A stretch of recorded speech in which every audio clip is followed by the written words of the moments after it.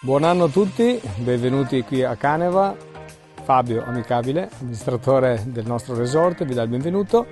Siamo qui a parlare di una grande novità che coinvolge finalmente dopo tanti anni Caneva, un'area che parte da quest'anno ma sarà uno sviluppo negli anni a venire, un'area importante che prevede circa un 25-30% della superficie e che darà lo spazio e darà gli albori al nuovo scivolo che vedete di là alle mie spalle.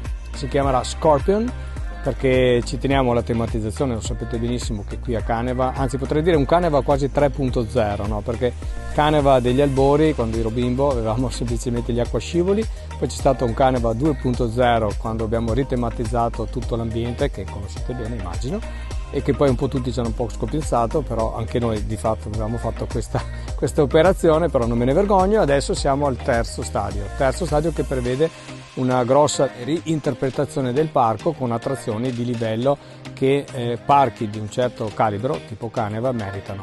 Quindi il nostro scivolo Scorpion è uno dei più lunghi d'Italia perché misura 320 metri, un'altezza di 24 metri alla partenza. Naturalmente la tematizzazione sarà alla base, diciamo, di questo progetto, non a caso anche il tubone verde che avrete visto lascia capire che non sono i classici acquascivoli bianchi e azzurri, ecco. Quindi un'attenzione a quello che è il look e soprattutto un'attenzione a tutto il pacchetto che va anche dal lancio della presentazione. L'anno scorso con Disaster avevo pensato di dare, diciamo, mandato a un grande artista che è Renato Casaro per realizzare una vera e propria opera che raffigurasse le emozioni di Disaster.